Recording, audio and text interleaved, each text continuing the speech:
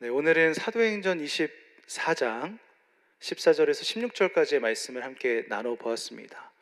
거리낌이 없기를 이라는 제하의 말씀을 통해서 주님께서 오늘 우리에게 은혜 주시기를 원합니다. 여러분, 1894년 심리학자 프로이트는 처음으로 방어기제라는 말을 사용했습니다. 방어기제라는 말 들어보셨죠? 방어기제라는 것은 자신에게 위기가 다가왔을 때 자신을 방어하기 위해서 발동되는 심리 상태를 말해요. 말이 좀 어렵지만 방어기제는 쉽게 이야기하면 위협이 왔을 때 내 자신을 지키기 위해서 나도 모르게 쓰는 내 행동이라는 거죠.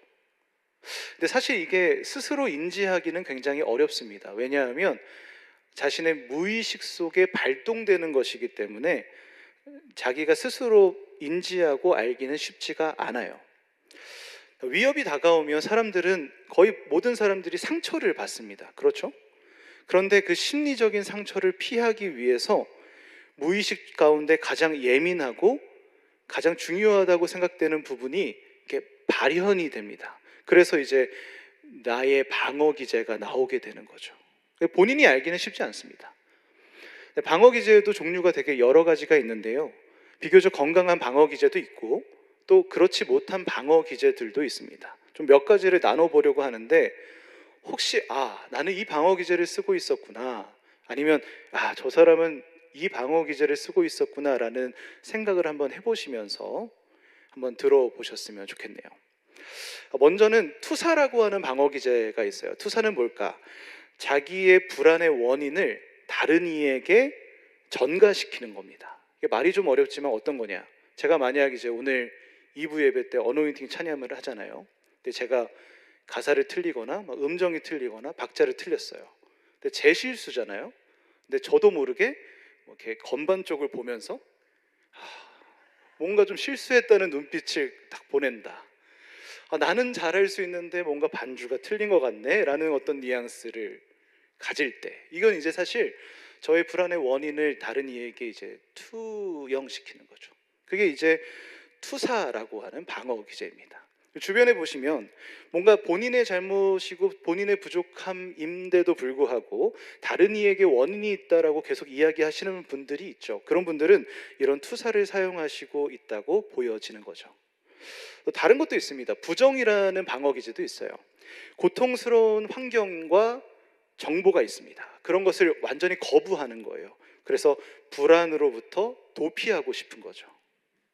그러니까 현실을 완강하게 인정하지 않으시는 분들이 있어요. 이게 어느 때 많이 나타나냐면 주로 이제 배우자의 아픔이나 질병이 다가왔을 때 이런 분들이 종종 있습니다. 그러니까 남편의 어떤 질병 앞에서, 또 아내의 질병 앞에서 우리 아내는 그렇지 않다, 우리 남편은 그렇지 않다라고 그 현실 자체를 완강하게 부인하시는 분들이 있어요. 그런 거는 이제 불안으로부터 이제 그것을 거부하는 거죠. 불안함을 받지 않기 위해서. 그런 것들은 이제 부정이라는 방어 기제라고 합니다. 그리고 가장 많이 쓰는 방어 기제 중에 하나는 합리화가 있어요. 이거는 이제 우리가 거의 하루 살면서 몇 번씩은 쓸 겁니다. 내가 이렇게 행동하는 건 이런 이유 때문에 합당해. 내가 이렇게 행동하는 거는 이런저런 이유 때문에 정당해라고 나 스스로 생각한다는 거죠. 그러니까 나의 행동과 나의 말과 나의 선택, 그 모든 것을 합당하고 정당하다라고 논리화시키는 거예요. 그게 합리화입니다. 그러니까 이런 식으로 합리화의 방어 기제를 쓰시는 분들도 굉장히 많죠. 이외에도 불안을 일으키는 생각을 의식화하지 않는 억압이라는 방어 기제도 있습니다. 이게 뭐냐면, 불안이라고 하는 것은 환경이 주는 거잖아요. 분명한 사실이잖아요. 근데 이거를 완전 의식적으로 눌러버리는 겁니다. 억압하는 거예요. 그러니까 이제 표현되지 않는 거죠.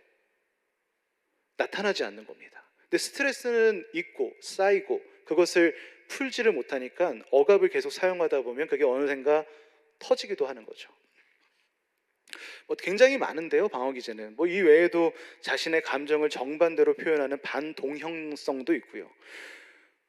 여러 형태의 방어 기제가 존재합니다. 방어 기제라는 것은 결국 무엇이냐? 위기가 있고 위협이 있는데 자신을 지키기 위해서 하는 무의식적인 행동이라는 거예요. 근데 여러분, 이게 누구나 가지고 있습니다. 누구에게나 방어 기제가 있어요. 위기가 다가왔을 때 또 우리는 때로 누군가에게 감정을 투사합니다. 상황을 부정하기도 합니다. 감정을 억압하기도 하고요. 말을 합리화하기도 합니다. 그 위기에서 벗어나기 위해서, 그 위협으로부터 도망치기 위해서 우리는 노력하는 거죠. 이처럼 대부분의 방어 기제는 공통적으로 문제를 직면하게 하는 것이 아니라 문제를 회피하고 문제로부터 도피하기 위해서 사용하게 됩니다. 그래서 궁극적으로 문제를 해소하고 해결하는 것이 아니라 문제를 외면하게 만들죠. 그러니까 어떻게 말해서 우리가 조금 더 발전적으로 건강하고 그런 사람이 되기 위해서는 이 방어 기제를 인지하고 알고 좀 떨쳐내는 노력이 필요하기도 합니다. 왜 이런 방어 기제에 대해서 이야기해 드렸냐? 오늘 우리가 나눈 본문 말씀에 등장하는 바울이라는 사람이 오늘 말하는 것이 우리에게 중요한 인사이트를 주기 때문이에요. 바울에게도 우리와 같이 인생의 위기와 위협이 다가왔습니다. 말씀을 다시 한번 읽어보겠습니다.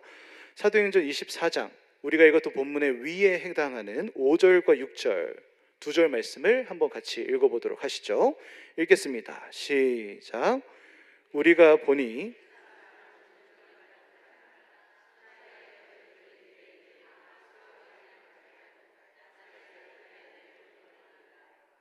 그가 또 성전을 더럽게 하려 함으로.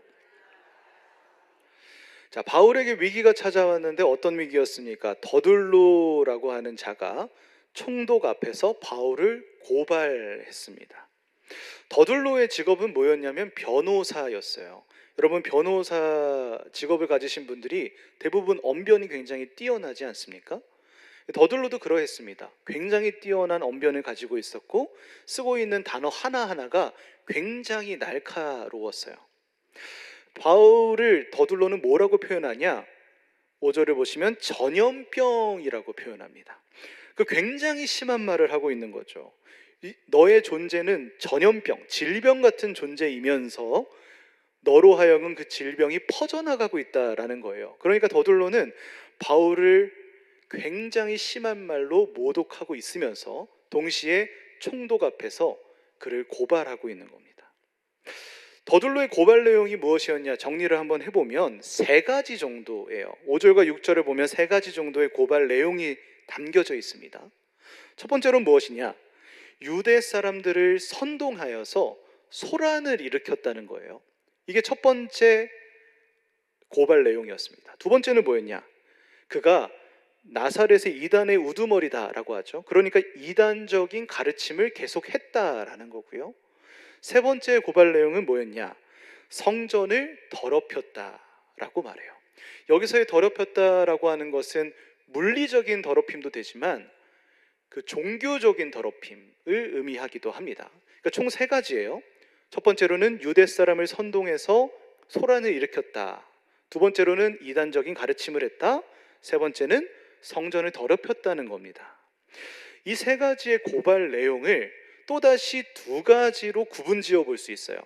뭘로 지어 볼 수 있냐면 첫 번째로는 사회적인 죄목이고요. 두 번째로는 종교적인 죄목입니다. 자, 그러면 어떤 것이 사회적인 죄목에 속할까요? 1번 고발 내용이 거기에 해당되죠. 유대 사람을 선동해서 소란을 일으켰다라고 하는 것은 사회적인 죄목에 해당되고요.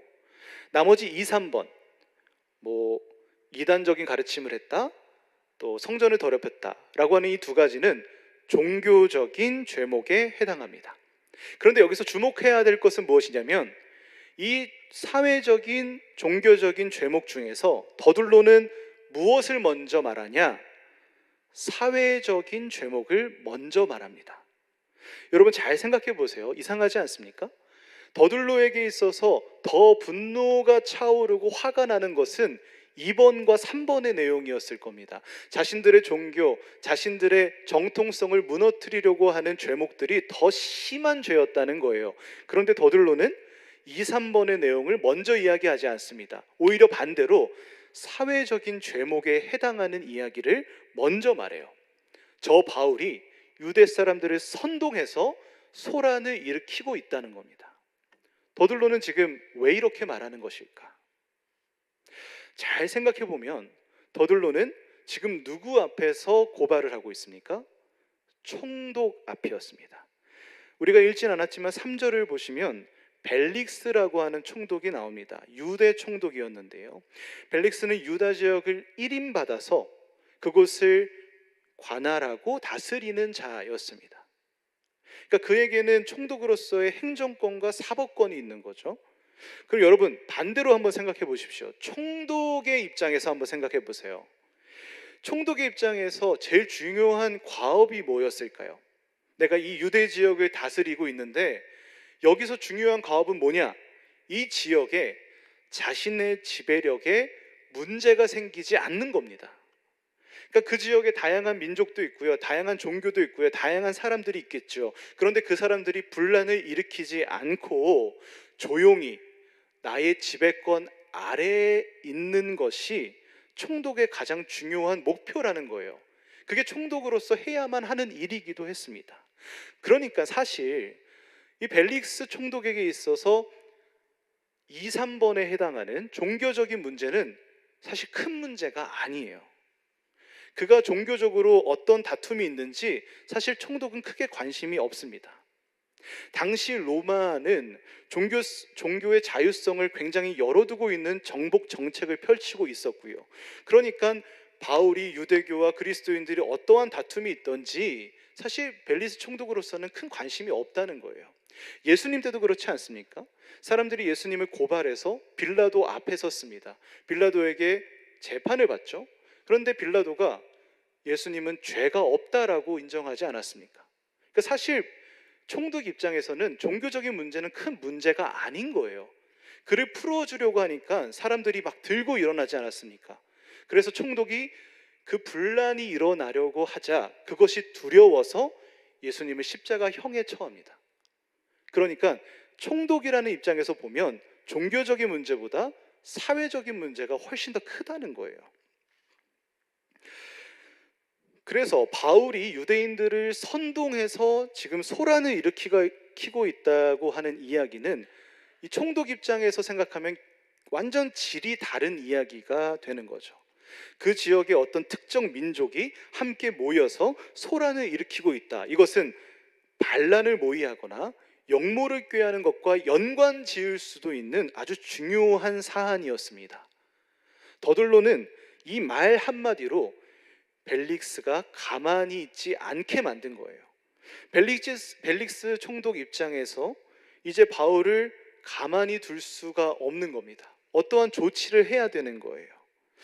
더들로는 이처럼 말 하나로 바울을 심한 공경 가운데 밀어 넣었습니다. 총독의 신문은 시작되었고 이제 바울은 변론을 합니다. 그리고 그 바울의 말 한마디에 바울의 운명이 결정돼요. 그러니까 바울의 입장에서 보면 절체절명의 위기 순간이다라고 이야기할 수 있죠. 자, 그럼 우리가 만약 바울이라고 한다면 과연 우리는 어떻게 변론하시겠습니까? 어떻게 이야기할까요? 우리가 아까 설교의 서두 부분에 방어 기제에 대해서 이야기를 했죠. 모든 사람은 이러한 위협과 위험이 다가오면 100%에 가까운 확률로 방어 기제가 발동됩니다. 성경을 보면 사도행전 24장 10절부터 23절까지를 바울의 변론이라고 제목화하고 있는데요. 여러분이라면 어떻게 변론하시겠습니까? 내가 이렇게 할 수밖에 없었다라고 하는 합리화를 쓰던지, 아니면 다른 이에게 이 원인이 사실은 있다고 하는 투영을 시키던지, 아니면 그 자리를 도피하고 회피해 버리던지, 아니면 그 자리를 거부해 버리던지, 우리는 우리를 보호하기 위해서 내가 가지고 있는 방어 기제를 사용할 겁니다. 발동시킬 거예요. 우리가 바울의 입장이었으면 그랬을 겁니다. 그런데 바울은 오늘 과연 무엇이라고 이야기하고 있을까요? 오늘 바울의 대답을 한번 같이 살펴보도록 하시죠. 바울은 아주 침착하게 자신의 변론을 시작합니다. 사도행전 24장 14절과 15절, 우리가 읽었던 본문을 다시 한번 읽어보도록 하겠습니다. 함께 읽겠습니다. 시작. 그러나 이것을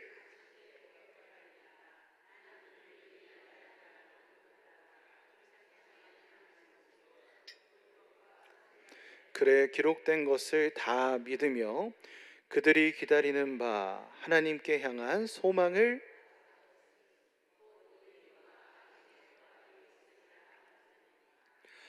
자, 바울이 무엇이라고 이야기하고 있습니까? 더둘로가 자신을 고발한 내용을 부정하지 않습니다.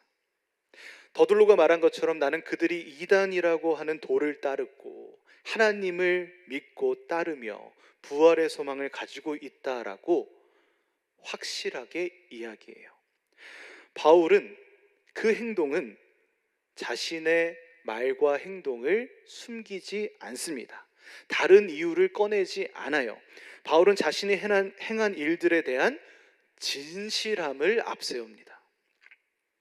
이 상황을 모면하기 위해서 다른 이의 탓을 하지도 않고요, 이 상황을 회피하거나 외면하지도 않습니다. 자신의 행동을 무리해서 합리화하지도 않아요. 바울은 그저 무엇을 말하고 있느냐? 자신의 진실한 신앙만을 이야기하고 있습니다. 자신의 신앙을 진실하게 이야기하고 있어요. 여러분, 너무 대단하지 않습니까? 여러분, 만약 우리가 여기에 있었다면 무의식 중에라도 우리는 자신을 지키기 위한 변론을 할 겁니다. 하지만 바울은 1.1핵도 자신을 위한 변론을 하지 않습니다. 그저 자신이 가지고 있는 신앙과 믿음과 하나님에 대한 사랑과 소망과 부활의 확신을 가지고 담대하고 진실하게 이야기할 뿐입니다. 여러분, 바울이 어떻게 이렇게 이야기할 수 있겠습니까? 여러분이 벨릭스 총독 앞에 서서 변론을 하기 시작한다면 과연 바울처럼 이야기할 수 있겠습니까? 말 한마디에 감옥을 가냐 죽음을 맞이하냐 그 절체절명의 순간 앞에서 우리는 그렇게 변론할 수 있겠냐고요. 바울은 과연 어떻게 이런 변론을 할 수 있었을까? 어떻게 이 위기 앞에서 진실함으로 나아갈 수 있었을까? 그 힘은 16절 말씀에서 이유를 찾아볼 수가 있습니다. 16절 말씀을 우리 다시 한번 읽어볼 텐데요, 함께 한번 읽어보겠습니다. 시작. 이것으로 말미암아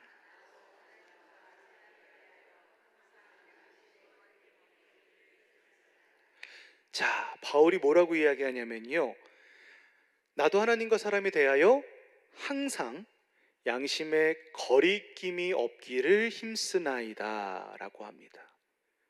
눈에 띄는 표현이 하나 나오죠. 거리낌이 없기를 힘쓴대요. 여러분, 양심의 거리낌이 없기를 힘쓴다, 이게 무슨 의미일까요? 그냥 우리가 마음을 먹었다, 내가 그렇게 하기로 결정했다 정도의 뜻이 아닙니다. 여기서 사용된 거리낌이 없기를 이라고 하는 단어의 원어는 아프로스 코폰입니다. 이 뜻은 넘어뜨려지지 않는다라는 뜻이에요. 여러분, 그 의미가 뭐라고 했습니까? 넘어뜨려지지 않는다는 거예요. 그냥 마음을 먹은 게 아닌 겁니다. 여러분, 잘 생각해 보세요. 누군가가 여러분에게 가까이 와서 여러분들을 넘어뜨리려고 확 밀었다라고 생각해 보십시오.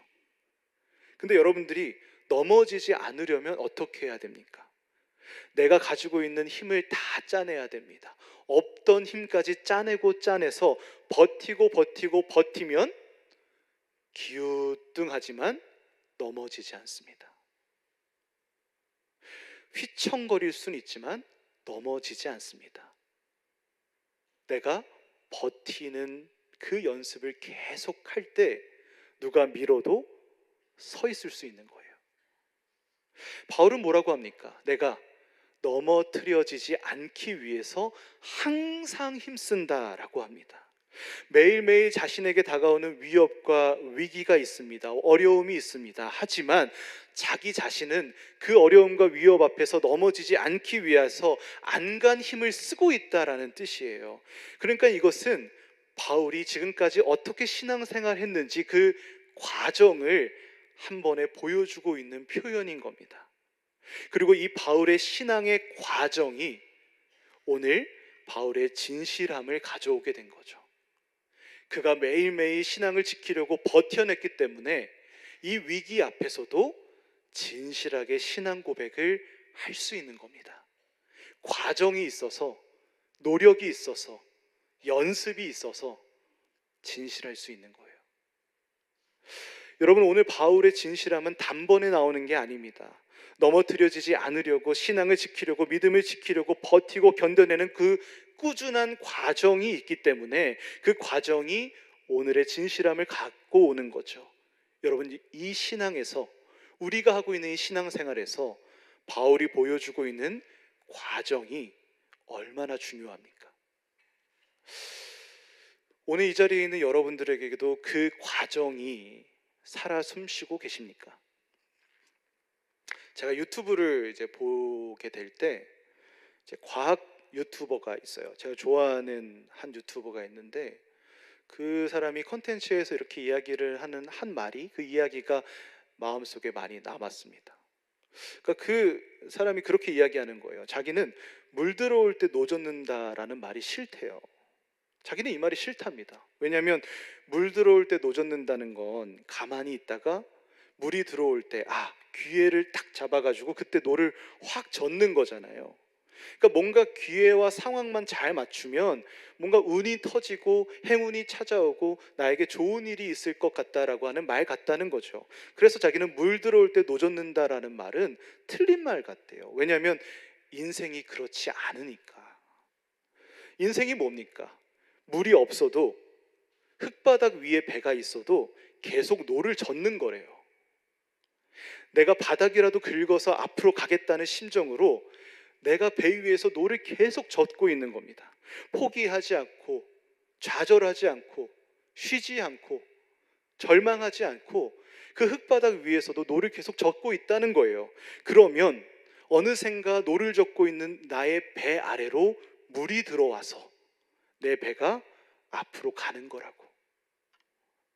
그러니까 물 들어올 때 노젓는 게 아니라 우리는 계속 노를 젓고 있어야 하는데, 그 노를 젓고 있으면 물이 들어와 언젠간 앞으로 가게 되는 거다. 그 사람이 그런 말을 하는 거예요. 제가 예전에 보트를 타고 강을 건너는 체험을 한 적이 있어요. 12명 정도 탔던 보트인데요, 노를 4개밖에 안 주더라고요. 여자애들도 타고 남자애들도 타니까 남자가 노를 잡아야 되잖아요. 그러니까 제가 노를 잡고 선 위에 서가지고 이제 노를 저었습니다. 근데 제가 평소에 노를 저어본 적이 없으니까 처음에는 막 내 힘을 믿고 열심히 저어요. 근데 앞으로 안 갑니다. 합도 안 맞으니까 내가 좀만 세게 밀면 왼쪽으로 가고, 저 사람이 조금 세게 밀면 오른쪽으로 가고, 앞으로 가야 하는 배가 앞으로 가지는 않고 강 위에서 뺑뺑 돌고 있는 거예요. 그러다 보니까 힘도 빠지고 근력은 없고 익숙하진 않고 연습은 안 돼 있고, 그러니까 강 위에 배가 있는데 우리 배는 앞으로 가지 않는 거예요. 그때 그런 생각이 들더라고요. 내가 평소에 좀 배를 타봤다면, 노를 저어봤다면, 내가 이 노젓는 연습을 계속 해왔더라면, 나에게 노를 저을 수 있는 근육이 잘 형성되어 있었더라면 우리의 배는 지금 이 물 위에서 더 힘차게 나아갈 수 있지 않았을까? 그런 생각을 하게 되더라고요. 여러분, 우리의 신앙도 마찬가지이지 않겠습니까? 여러분의 신앙의 노는 지금 열심히 젓고 계시는 중이십니까? 아니면 물 들어올 때만 기다리고 계시는 중이십니까? 물이 없어도, 흙바닥 위에 배가 있어도 여러분들은 상관없이 노를 젓는 연습을 하고 계십니까? 아니면 물 들어올 때만 기다리면 그때 저어야지 하며 오늘 하루를 허비하고 계십니까? 여러분, 바울은 거리낌 없기를 위하여 항상 힘썼다라고 합니다. 넘어뜨려지지 않기 위하여 매일매일 자신의 신앙을 가꿔가며 다듬어가며 굳건하게 세우기 위하여 노력했다라고 이야기합니다. 우리도 바울과 같이 우리의 신앙을 지켜내기 위해서, 우리가 넘어뜨려지지 않기 위해서 우리도 바울처럼 매일매일 노를 저어야 합니다. 물이 있든지 없든지, 우리의 배가 강 위에 없든지 있든지 상관없이 우리는 노를 젓는 신앙의 과정을 해내가야 한다는 거예요. 물 들어올 때 노 젓는 신앙은 없습니다.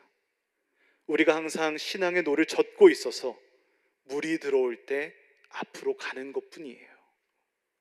물이 들어올 때도 물이 없을 때에도 나갈 힘과 준비가 되어 있어야 합니다. 그게 우리가 추구해야 할 신앙이며 오늘 바울이 보여주는 신앙이고 오늘 바울을 통해 보여주는 진실함입니다. 오늘 이 자리에 있는 여러분들이 그 과정을 함께 걸어가실 수 있는 신앙인들 되시기를 바랍니다. 여러분들의 배는 지금 각자 다른 곳에 있을 겁니다. 어떤 분들은 물 위에 있을 수도 있고 어떤 분들은 흙바닥 위에서 준비하고 있는 배일 수도 있지요. 상관없습니다. 여러분들 그 신앙의 노를 끊임없이 저어가십시오. 말씀을 항상 사모하십시오. 하나님을 사랑하십시오. 찬양함의 기쁨을 놓치지 마십시오. 기도하는 그 무릎을 언제나 잊어버리지 마십시오. 그렇게 신앙의 노를 저어갈 때 어느샌가 여러분들 앞에 하나님께서는 은혜의 강물을 들어오게 하실 것이고 여러분들이 준비된 그 노를 저어 앞으로 힘차게 나아가는 힘을 주실 것입니다. 오늘 이 믿음이 저와 여러분들에게 있기를 원합니다. 그리고 그 배가 우리의 노가 하나님이 기뻐하시는 방향으로 힘차게 나아갈 수 있기를 주님의 이름으로 간절히 축원합니다. 지금은 엘리야 때처럼 주 말씀이 선포되고 또 주의 종 모세의 때와 같이 언약이 성취되네. 비록 전쟁과 기근과 핍박 환난 날이 다가와도 우리는 광야에 외치는 소리 주의 길을 예비하라. 오라 주님 구름 타시고 나팔 불 때에 다시 오시네. 모두 외치세. 이는 은혜의 해니 시온에서